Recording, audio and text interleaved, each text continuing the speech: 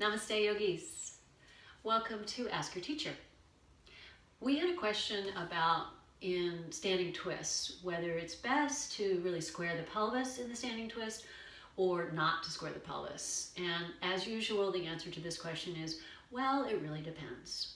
So we have Tiffany Russo here, and we're going to look at Parivrtta Trikonasana, which is kind of a blueprint for many of the standing twists, and look at the pros and cons, who should, who shouldn't, why not, and I'll let you decide for yourself based on your practice today.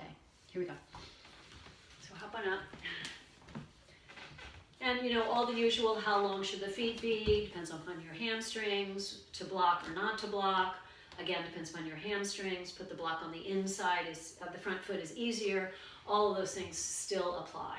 So Tiffany, go ahead and do a relatively square version of what we'll call Parivrtta Trikonasana, and we're calling this the true twist.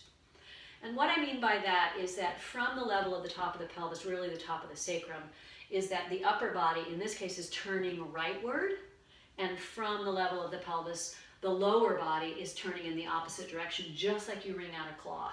And so, by moving the two parts in opposite directions, you get the deepest twist, in a sense, the truest twist.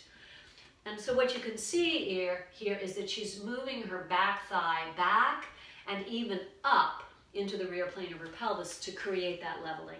Having said that, her sacrum is the piece that's being torqued the most from one direction one way, top of the body the other way. If, however, and you know what, let's do the other leg, Tiffany, if you don't mind, just switch sides. I think you can see the swivel a little bit more. There you go. So again, here we are, back thigh pressing up and back, levelizing the pelvis so I could serve T on this sacrum, versus allowing that back thigh to just fall a little so that the line of the twist is much longer. You have a sense of the back heel being the root, that top hand and crown of head being the other end of that continuum.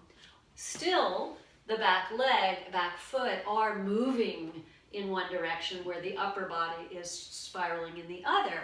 But you can see, even go more, you can see that this is much less stress on the sacrum and pelvic bones because the sacrum and the pelvis are following the spine as opposed to resisting the spine in the squaring. So I don't think it's right or wrong. If you have tender sacrum or SI joints or you're a little bit older, I recommend letting the pelvis swivel a little bit. If you're very young and really healthy in this area, go towards squaring and, you know, just be mindful and see how it feels in your body. You may have to do it differently today as you do 2 years from now, 10 years from now. Twisting's really good for your spine. Let's be careful with the sacrum. Hope that helps. Namaste.